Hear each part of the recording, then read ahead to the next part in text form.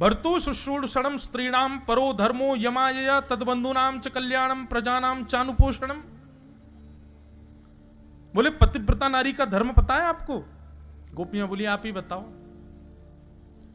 बोले एक पतिव्रता नारी थी, उसका पति अग्निहोत्र करता था। पति के अग्निहोत्र के बाद पति थकान के कारण सो गया, पत्नी पंखा चल रही थी और उसी समय उनका छोटा सा बालक अग्निकुंड की ओर जा रहा था। अब पत्नी की गोद में पति सो रहा था सर रख करके। पत्नी ने सोचा उठ करके बचाने जाऊंगी तो पति की नींद खुलेगी, मेरा पातिव्रत धर्म टूटेगा, लेकिन बालक को नहीं बचाऊंगी तो वो तो अग्नि में गिर जाएगा।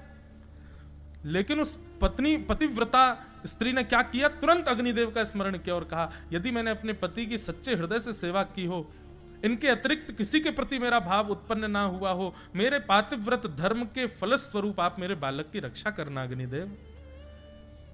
गोपियां बोली फिर क्या हुआ? ठाकुर जी बोले फिर क्या, बालक अग्निकुंड में गिरा। थोड़ी देर बाद जब पति की नींद खुली तो दोनों दौड़ करके गए अग्निकुंड में, देखा तो जो जलते हुए अंगार थे वो पुष्प बन गए और उनके बीच में बालक खेल रहा था। ये पतिव्रता नारी का धर्म है। एक कथा और सुनाए पतिव्रता नारी की, बहुत अच्छी और बड़ी अनसुनी कथा है। रावण जब पूरे विश्व पे दिग्विजय प्राप्त कर चुका था, देवताओं को भी हरा दिया रावण ने अपने बल के आगे। तो एक दिन रावण अपनी सभा में बैठा अपने जंघा को थापते हुए कह रहा था, मुझे लगता है पूरे त्रिलोक में 14 भुवन में मुझसे ज्यादा बलशाली कोई नहीं है, मैंने सबको जीत लिया। तब उनके सभा में एक व्यक्ति बुजुर्ग सा आया और आकर के कहा, महाराज आप निश्चित ही बलशाली हैं, पर हम आपसे प्रार्थना करना चाहेंगे कभी अवध नरेश महाराज रघु के यहां मत जाइएगा। भगवान श्री राम जिस वंश में प्रकट हुए, रघुवंश, वो रघु महाराज। ये तब की बात है जब रघु महाराज विराजते थे अवध में। तो व्यक्ति ने कहा, बोले महाराज आप निश्चित ही पूरे विश्व पर जीत चुके हैं, लेकिन आप कभी भूल करके अवध की तरफ मत जाइएगा, अयोध्या के राजा रघु के सामने मत जाइएगा। रावण बोला, आपने मुझे ललकारा है, मुझे चेता दिया है, अब तो मैं जाऊंगा।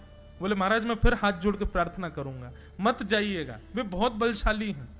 अरे मैंने सबको हरा दिया, इंद्र आदि कुबेर आदि सब हारे पड़े मुझसे, ये रघु क्या चीज? बोले कि इसके लिए हम आपसे बस प्रार्थना करेंगे, आप एक बार विद्यार्थी बनके उनको देखने जाओ, बस फिर आपको लगे कि हाँ मैं युद्ध कर सकता हूं तो करना।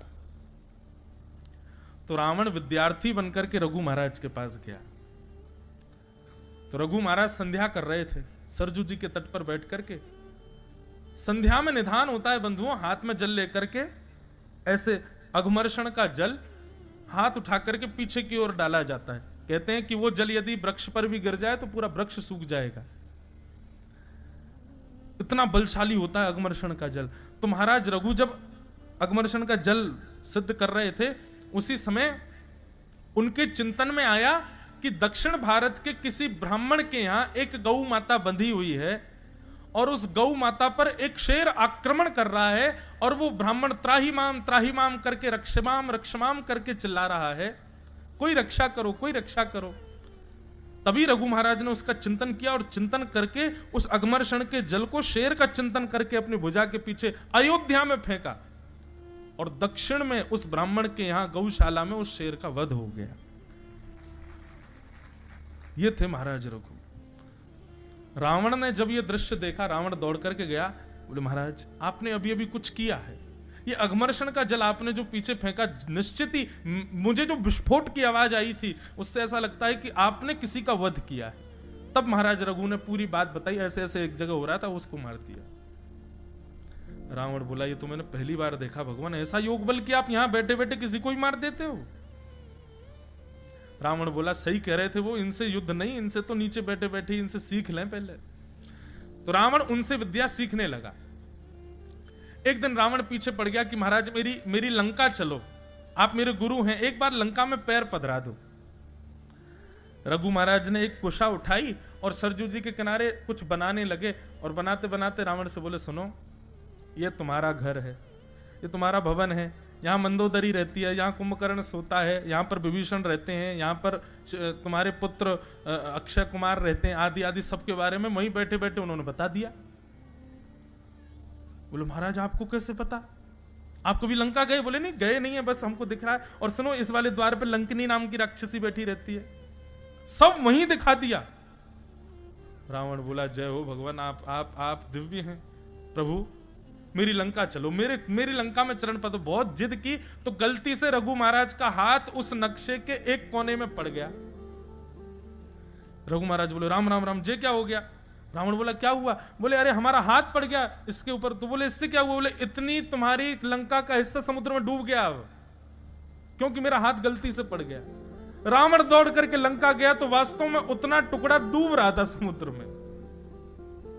रावण बोला कि भाई ये रघु तो साधारण नहीं है, युद्ध करना तो दूर की बात है, ये तो कहीं पे भी कुछ भी कर सकते हैं, मुझे भी मार सकते हैं। तब रावण ने पूछा कि रघु महाराज के बल का कारण क्या है? तब एक संत ने आकर के बताया, बोले रघु महाराज स्वयं भी वेदज्ञ हैं, स्वयं भी गुरुनिष्ठ हैं, पर उनसे भी ज्यादा उनकी पत्नी, वो गुरुजनों को प्रणाम करती हैं, वो सेवा करती हैं, यज्ञ करती हैं, सब करती हैं और पतिव्रता धर्म का पालन करती हैं। इनकी पत्नी के पतिव्रत धर्म का बल रघु महाराज को मिला हुआ है। रघु महाराज को मारने का केवल एक तरीका है, इनकी पत्नी का पातिव्रत धर्म जब टूटेगा तभी आप इनके ऊपर आक्रमण कर सकते हैं। रावण बोला हम राक्षस हैं, इतना तो हम पे आता है, हम रघु का रूप धारण करके जाएंगे और इनकी पत्नी का पातिव्रत धर्म तोड़ देंगे। रघु महाराज किसी कार्य से बाहर गए थे, रावण रघु का रूप धारण करके अयोध्या आ गया और जैसे ही भवन में प्रवेश किया, रघु महाराज की पत्नी के सामने जाकर के पैर पर पैर रख करके रावण जैसे ही बैठा, उसके नेत्र और उसकी चाल ढाल से पत्नी समझ गई थी कि ये रघु नहीं है, ये रूप धारण करके है। तुरंत सैनिकों को आज्ञा की बंदी बना लो इसको। रावण कहने लगा अरे मैं रघु महाराज हूं, मुझे बंदी क्यों बना रही है? बोले रघु होते तो रघु महाराज जब भी अपने भवन में आते हैं अयोध्या की माटी को प्रणाम करके आते हैं, माथे पर रज लगी होती है और तुम्हारे चलने बोलने ढलने इससे सब पता चल रहा है कि तुम रघु नहीं हो। बंदी बना लिया।